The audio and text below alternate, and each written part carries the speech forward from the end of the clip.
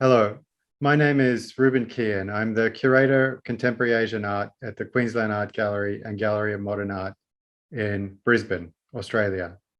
I'd like to start by paying my respects to the first people of the land that I speak from, and to acknowledge elders past, present, and emerging.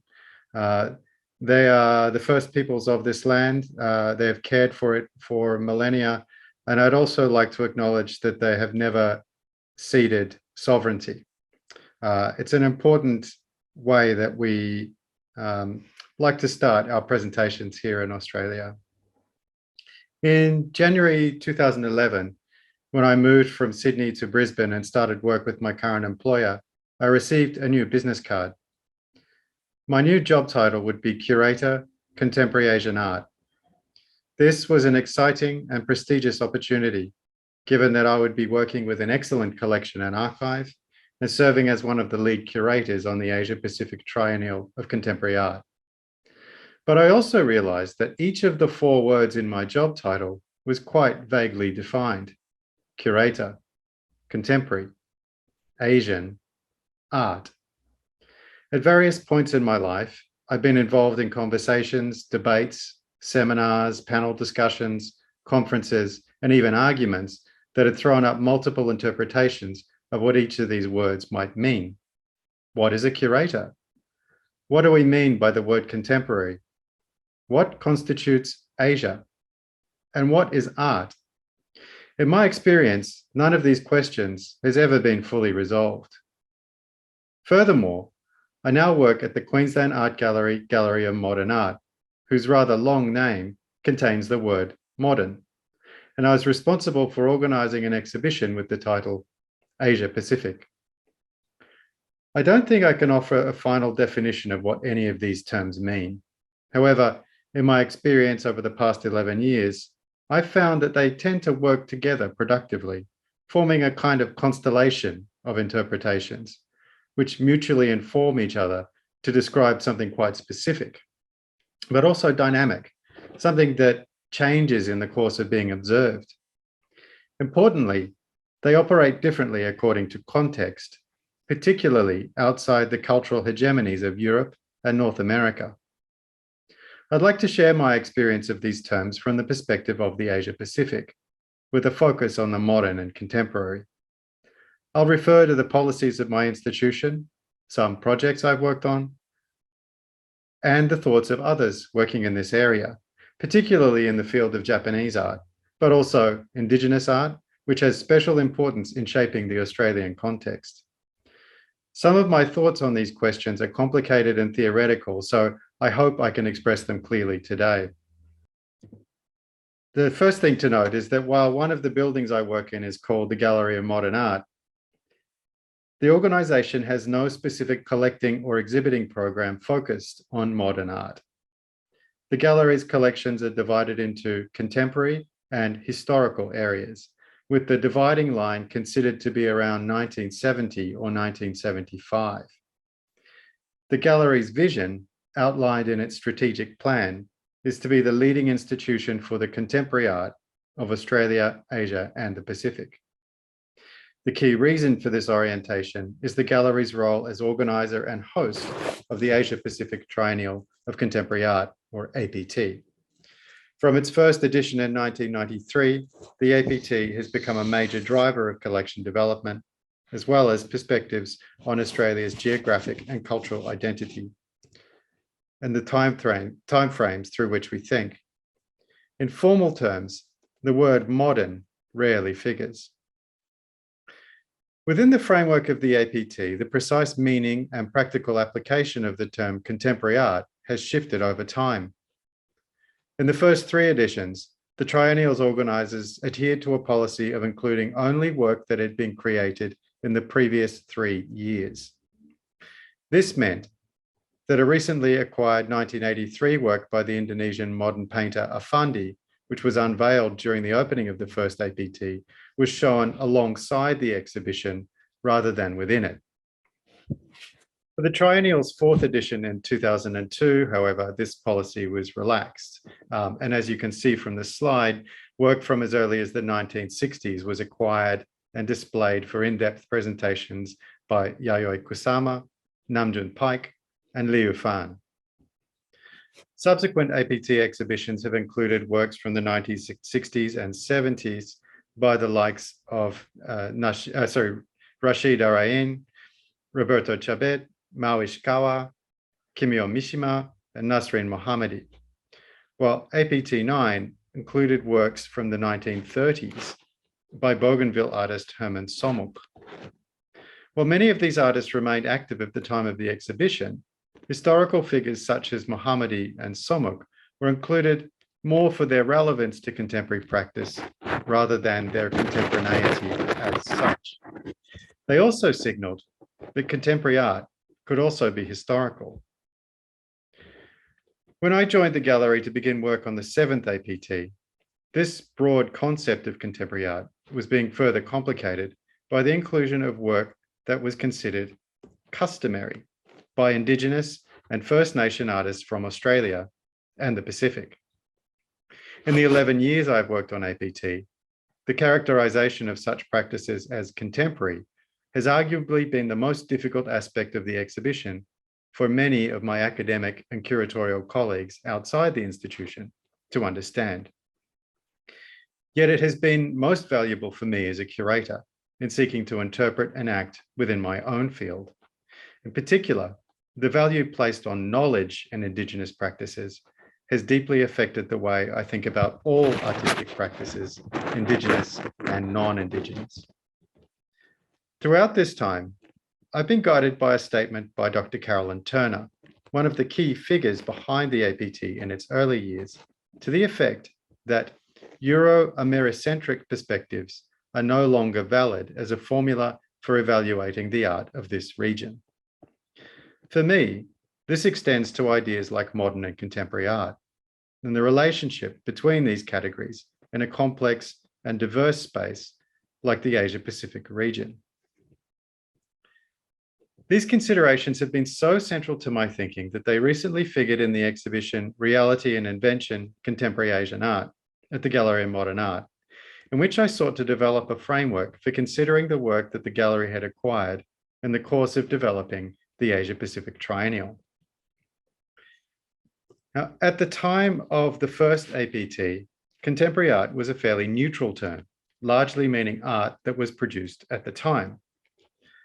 The far more loaded, heavily debated term was postmodern, as it had been since the 1970s. In Australia, these debates were particularly intense. I'd always followed the interpretation of Juan Davila, a Chilean artist who had moved to Australia in the 1970s.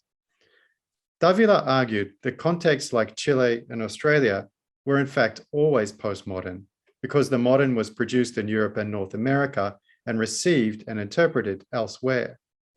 In this sense, with the advent of postmodernism in the 1970s, contexts outside Europe and the United States were actually in the avant-garde.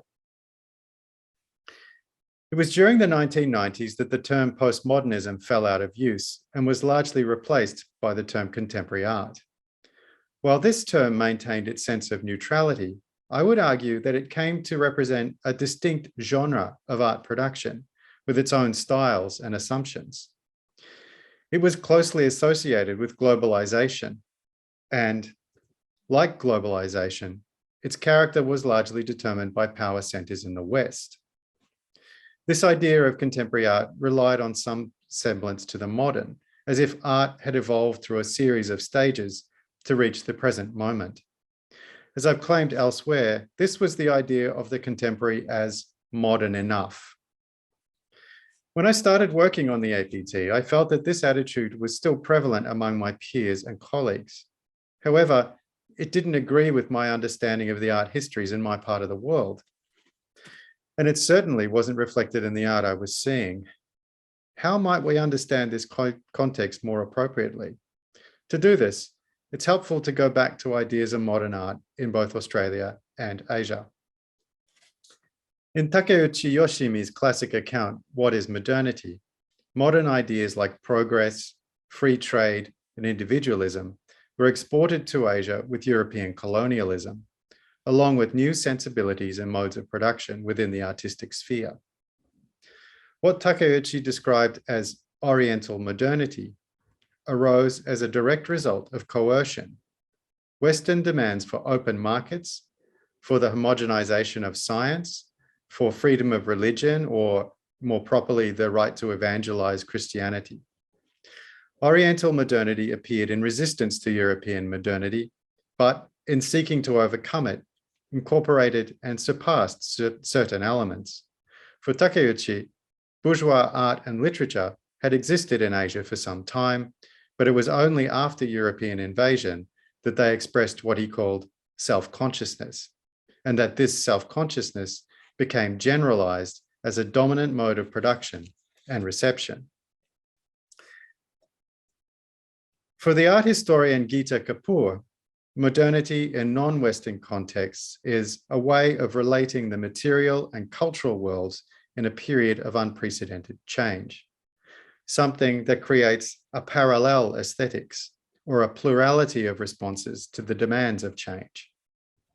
In the case of Asia and other post-colonial contexts, the modern is not a form of determinism to be followed in the manner of Stations of the Cross to a logical end. Modernism operates rather as a set of trajectories crisscrossing the Western mainstream and in their very disalignment from it, making up the ground that restructures the international. In the early 1990s, curator and Southeast Asia specialist Ushiro Shoji Masahiro distinguished Asian contemporary art from the regional modernisms that preceded it by describing a shift in consciousness, where the moderns had sought a fusion of the Western and the local. Contemporary artists understood this fusion to be already at work across society and responded accordingly. Instead of seeking some kind of artistic transcendence, they turned to their daily lives as a source of inspiration, adopting new forms, materials, and subject matter that were drawn from direct experience. Installation, performance, and the use of materials drawn from daily life, for example, stemmed from a desire among artists to engage in a society in which they live and in the real world surrounding them. Ushiro Shoji was expressly considering recent shifts in Southeast Asian art, but by 1994, he'd recognized this tendency across Asia as a whole, summarizing it as the title of the fourth Asian art show, Realism as an Attitude. This meant a realism not limited to pictorial style, but expressed through a general criticality towards social and cultural questions, which could manifest on any level of artistic production, including those of materiality and form. It was this criticality that, for Ushiro Shoji, signaled the advent of a regionally distinctive contemporary art, an Asian contemporary art, an art related to but qualitatively different from fusions of Western modernism and local custom that had preceded it. The new artistic subject identified by Ushiro Shoji was a new type of society asserting itself across the region, a society based on commodities rather than communities. Its arrival had been hastened by the forces of industrialization and modernization, which throughout Asia is synonymous with westernization. For artists then, the fusion of Western and local elements was no longer a stylistic device, it was a lived reality. Art was changing accordingly. Now I want to turn to a different relationship of the contemporary to the modern. This is a contemporary art that's not beholden to the modern. Each APT has featured the work of at least one Australian and Indigenous artist, with Aboriginal and Torres Strait Islander participation contributing a full 50% of total Australian representation in the exhibition. Indigenous Australians are geographically part of the wider Asia-Pacific region, have long-standing connections to peoples from other nations within the region, and share an experience of colonial occupation and post-colonial struggle with a great many of these peoples. On a curatorial level, Indigenous art is undoubtedly among the most compelling to have been produced in Australia during the exhibition's timeframe, while socio-politically, institutional recognition of Aboriginal and Torres Strait Islander communities remains a moral imperative in the incomplete process of reconciliation between Black and white Australia. Most specifically, the development of the APT coincided with the mainstreaming of Indigenous art and the emergence of vibrant centres of contemporary art production in both rural and urban Australia, which had been underway since the 1970s and gained pace in the 1980s. In 1990, the Queensland Art Gallery mounted Balance, an exhibition profiling dialogues between Indigenous and non-Indigenous artists. Alongside 1989's Japanese Ways, Western Means, there remains a crucial precursor in the development of the APT for placing contemporary Aboriginal art into both the public institution and the minds of audiences at a critical moment, just as the curatorial processes for the first APT were being formulated, as my former colleague Bruce McLean has put it. It's notable that just as Carolyn Turner was advancing her thesis on the exhaustion of Euro-American perspectives alongside the opening of the first APT exhibition, curators Hetty Perkins and Victoria Lynn were writing in the catalogue for the 1993 Australian Perspective exhibition at the Art Gallery of New South Wales in Sydney that Aboriginal traditions are contemporary. Aboriginal art's contemporaneity challenges Western ways of seeing art history in a chronological and divisional fashion. This idea has been expanded by the art historian Ian McLean in his important essay, How Aborigines Invented the Idea of Contemporary Art. In considering the shift in fields of reception of Aboriginal art from anthropology to fine art to contemporary art, McLean points to the art world's acceptance of painting from Papunya Tula in the 1970s as crucial to the subsequent centrality of Aboriginality within subsequent art discourse in Australia. As McLean argued, this occurred at precisely the point at which artistic modernism in Australia, as elsewhere, had reached its endgame. This is the postmodern period. The visual affinity between Papunya canvases and American abstraction was frequently remarked upon. You can see in particular the Western Desert painting in the top left slide here as an example of this style. It was quickly dispelled when their utterly distinct origins were accounted for. Instead, as something radically new, this painting was among the first forms to be described as contemporary art in Australia, a term that would gain greater currency as the decade wore on. Significantly, it's not just the currency of contemporary art, but some of its ideological underpinnings that Indigenous art anticipated. Within Aboriginal culture, the dreaming, which is sometimes wrongly translated as dream time, is what McLean calls a timeless time of creation. So it's not a mythic ancient past, but it's the persistence of the past in the present, in all creation, always and forever. Such is the conception of time in the oldest continuous culture on Earth. In the catalogue for Dreamings, the Art of Aboriginal Australia, which toured the United States in 1988 and 89, so just before the APT, Peter Sutton wrote that traditional Aboriginal thought is not progressivist. Things will always be the same. Or as Bruce McLean has helpfully explained, the dreaming is a notion of every when, like the idea of everywhere. This is every when. As Ian McLean puts it, the aesthetic and ceremonial instantiation of the past chimes with this postmodernist, post-historical challenge to the teleology of Western art. Or put another way, the claim that Australian Aborigines invented contemporary art as it is now understood is a simple anthropological fact. Art and ceremony have for thousands of years instantiated ancestors into the new. In this sense, he argues, the contemporary art making its presence felt in the 1980s and early 1990s, which is to say in the very ferment from which the APT emerged, revealed to the art world something about itself that had not yet been brought into focus by Western contemporary art. In this way, Aboriginal art is able to engage in contemporary art's rhetoric of contemporaneity, which is to say its claim or its aspiration to encompass everything happening at once, kind of a flattening out of space and time. We know, of course, that space and time aren't completely flat, especially when it comes to considering the distribution of power. Contemporary art occupies a territory that's shaped by global capitalism, but it is not necessarily in complete agreement with it. Like modernism before it, contemporary art hinges on its internal disagreements. It's the sum of all these different positions. Part of the difficulty of arriving at a comprehensive definition of modernism was that there was so much at stake in that meaning. With the benefit of hindsight, we see just how large and varied the field of modern art really was, arguably to a far greater degree than was understood at the time. In contemporary art, these antinomies, these oppositions and contradictions tend to be obscured in the neutralizing logic of the word contemporary, but they exist.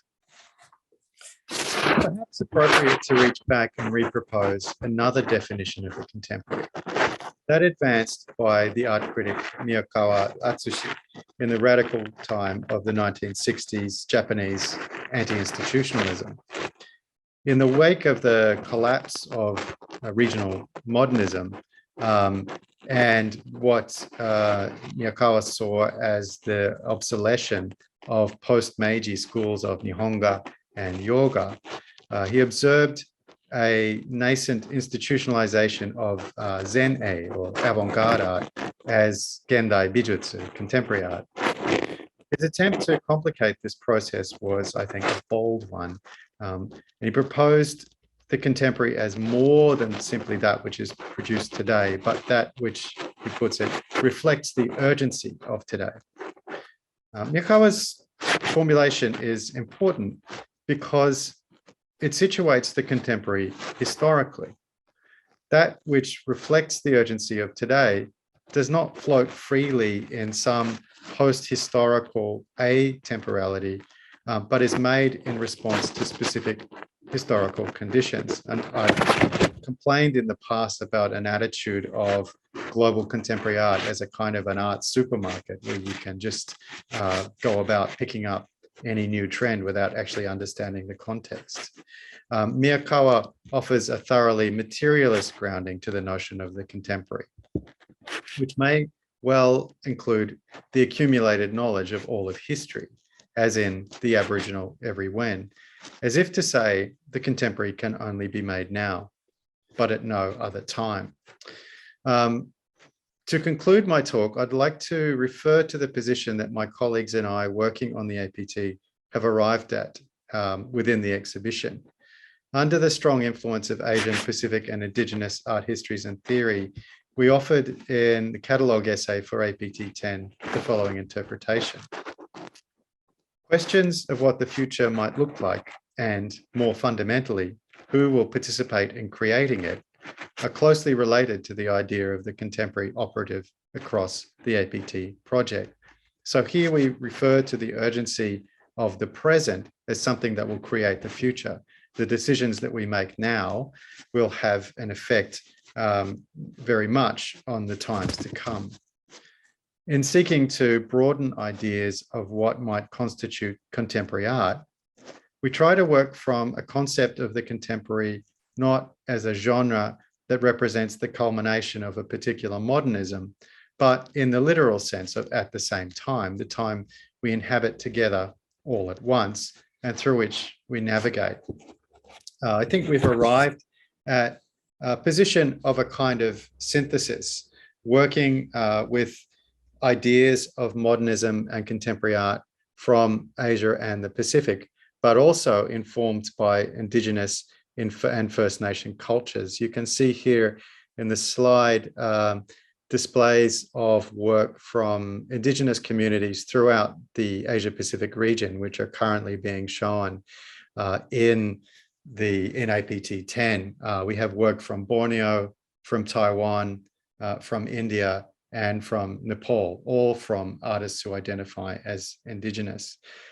These insertions into this ongoing development of a discourse around the contemporary are extremely valuable. We're starting to see them bearing fruit today, and I believe that they'll have a strong effect into the future. Thank you. That's my formal talk for today.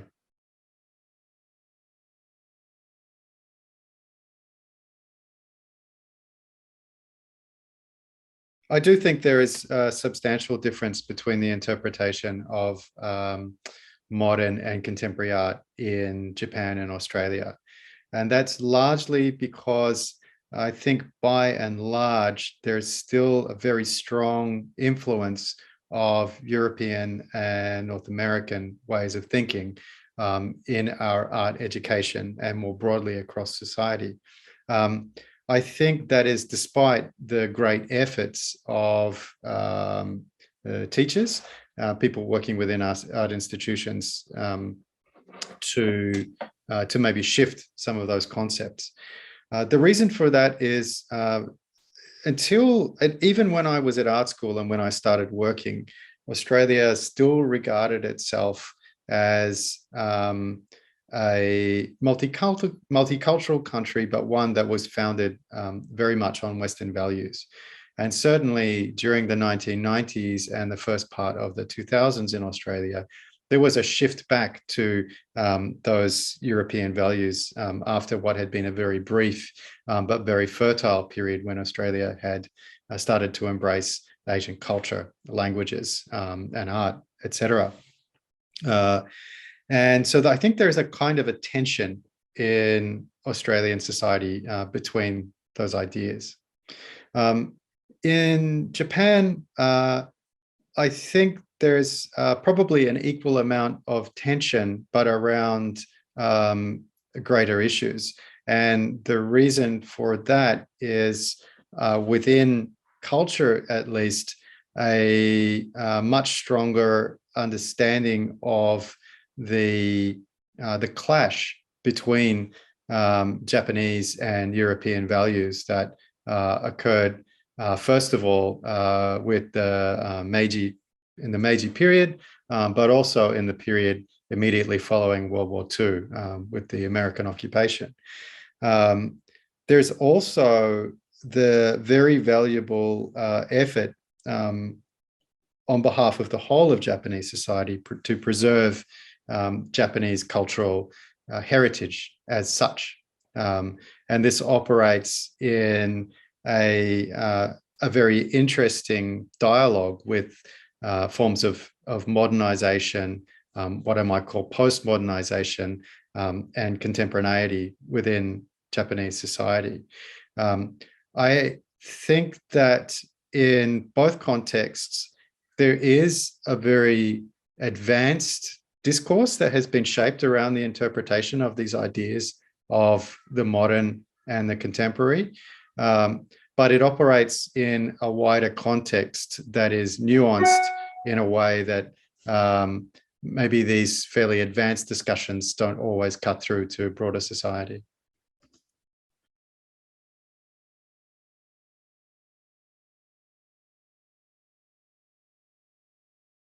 The contemporary, I sort of mentioned this idea of the global art supermarket, which I think is kind of the bad idea of contemporary art. It's the idea that with globalization, suddenly everything is equal, suddenly everything is available. You can look at these things on the surface and understand them immediately, and they all have equivalent importance and meaning. And I think that's very problematic. I think there are different ideas of the contemporary at work, which are much more driven towards specificity. That doesn't mean that one needs to study for years to understand a particular context. But I think it's important to recognize the differences in cultures, societies, and economies that produce particular practices, particular works, particular schools of thought, but also the the differences in the distribution of power and resources that's available to artists working in these contexts, which has a flow on, and I think what I would call a kind of a class character about who has access to making art, to seeing art, and to consuming art. These are all ideas that I think are being discussed at the moment. And in terms of a future, it would be about providing greater access to broader communities, not just to viewing art, but also to the idea of being a producer. And in bringing about more equitable contexts that would enable these things to happen. Now, where the question, I guess, is where the modern sits within this universe. And I think one of the great advantages of having art history, the history of art, this thing that's continually being rewritten, is that it not just serves as a context or a history of a particular background, but as ongoing inspiration to artists. And one of the things that I find is that many contemporary artists are looking back to particular moments in history, both artistic and also social, and drawing on them to try to understand their present a lot better. The modern, I think, figures very strongly in that. And I think there are certain ideas within the modern that are still attractive for many artists, but they would operate perhaps in a less dogmatic way, in a less immediate way, and I would hope a more considered way.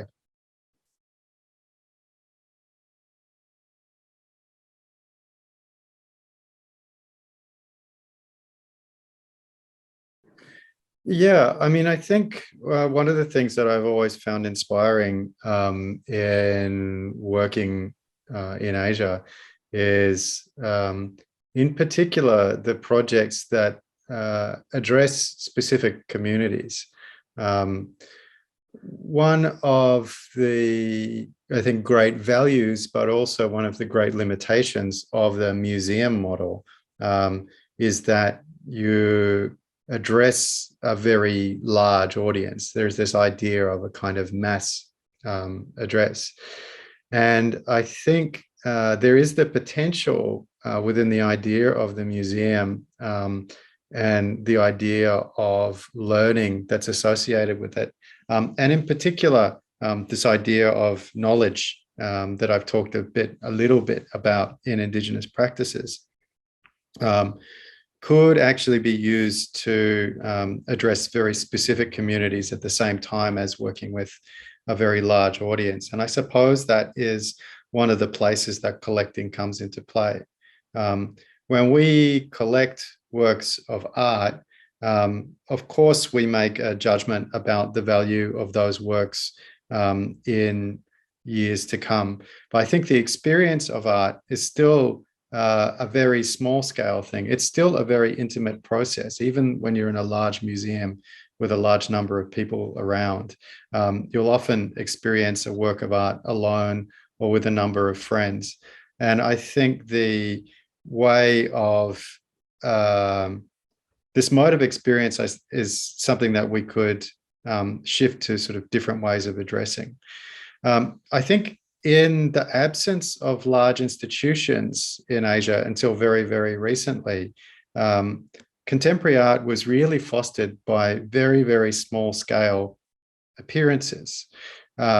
Things like small galleries, artist-run initiatives, community organizations. These were the things that really supported the development of what we now call contemporary art in Asia. And there's no reason why museums shouldn't seek to emulate that. So when we acquire a work of art for our collection, what we need to think about is the possibilities to use that work of art to help a community or a group of people to formulate ideas of their own. And it doesn't always have to be on this kind of mass scale. We can look at working with communities in a much more intimate way even as large-scale museums.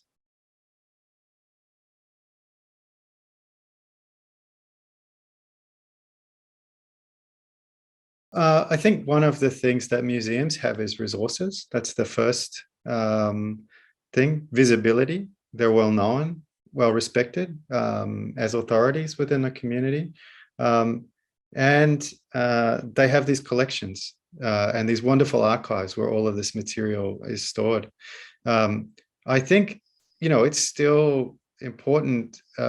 It's still exciting to kind of use the large spaces of museums to mount an exhibition. I'm not saying that we don't need to do that anymore, but I do think that we should certainly look to strengthen our museums around this idea of knowledge production and around dialogue, so that there is a much more immediate flow, I guess, of conversation between the audience and the institution. But there's also much greater proximity between the artists and the audiences. So the distance between being a consumer and being a producer is reduced. I think the ultimate goal of an education of a program of a museum is not only to enhance the lives of its audiences, but also to open the possibility to them of being creators themselves, taking action themselves, taking a role within the community themselves. And in that sense, I see museums as, in the ideal world, these very active centers of a democratic society.